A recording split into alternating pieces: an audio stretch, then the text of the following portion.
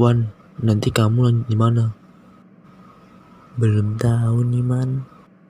Kalau aku sih masuk universitas. Kamu masuk mana? Aku sih rencananya masuk politeknik, tapi aku masih bingung. Bingung kenapa? Aku masih bingung gimana sistem belajarnya. Oh gitu, ya udah kita cari tahu aja di YouTube. Di YouTube? Iya, di YouTube, di channel Dava Vardana. Di sana akan dijelasin gimana sistem belajar di politeknik dan juga di universitas. Boleh juga tuh. Ayo kita cari tahu.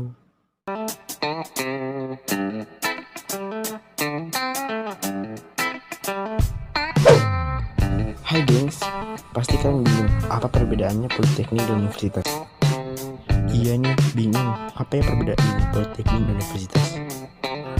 Nah, video kali ini akan menjelaskan tentang perbedaannya politeknik dan universitas. Tapi, sebelum masuk ke video, jangan lupa subscribe ya gengs.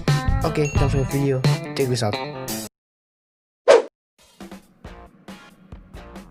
Oke, kita masuk yang pertama, politeknik.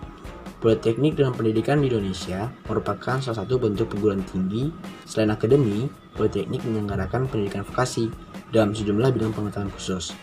Dalam kedudukannya, sebagai perguruan tinggi, politeknik merupakan sebagian dari sistem pendidikan nasional yang bertujuan menyiapkan mahasiswa menjadi anggota masyarakat yang terampil dan dapat menerapkan keterampilan mereka di bidang masyarakat untuk meningkatkan kesejahteraan manusia serta memperkaya kebudayaan nasional.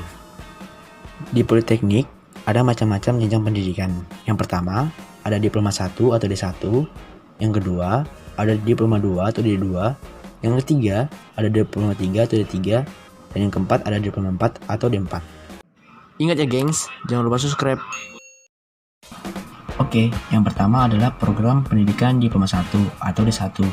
Memiliki masa belajar 1 tahun dengan mengedepankan suatu keterampilan untuk kamu yang siap bekerja. Kalau kamu sudah siap banget untuk menghadapi dunia kerja tanpa basa-basi, program D1 lah yang patut kamu ambil.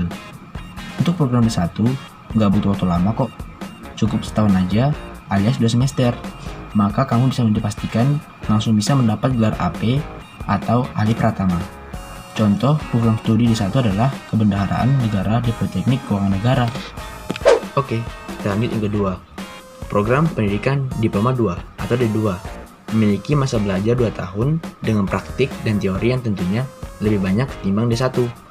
Sederhana saja, perbedaan paling signifikan antara D1 dan D2 adalah durasi tempuh masa belajarnya. Nah, ketika kamu lulus nanti, kamu akan menyandang gelar AMA atau disebut ahli muda. Salah satu contoh program studi D2 adalah pengujian kendaraan bermotor di Sekolah Tinggi Transportasi Darat. Oke, kita lanjut yang ketiga.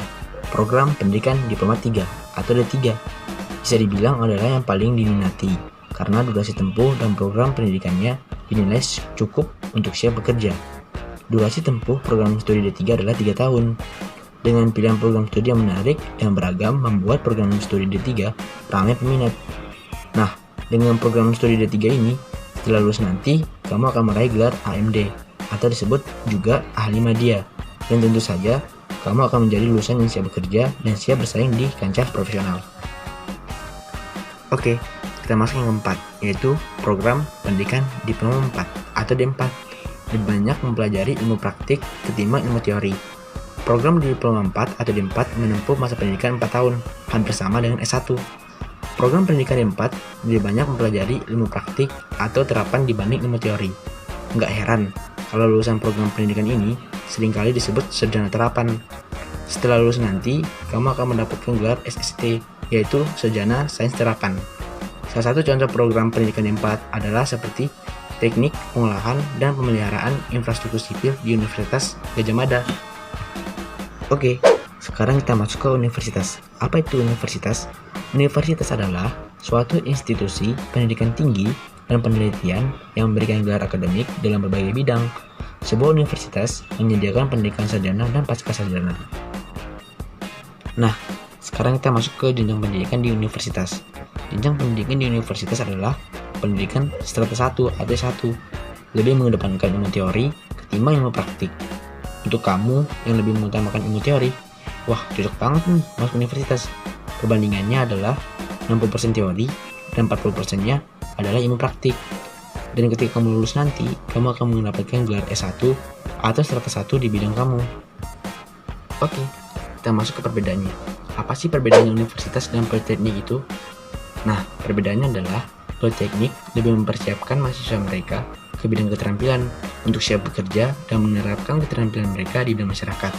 Sedangkan universitas bisa dibilang menyiapkan juga, tapi keterampilan mereka hanya disiapkan sekitar 40%, beda dengan politeknik.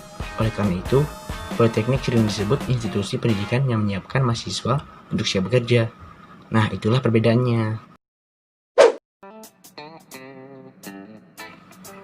Nah, itulah penjelasan dari universitas dan politeknik.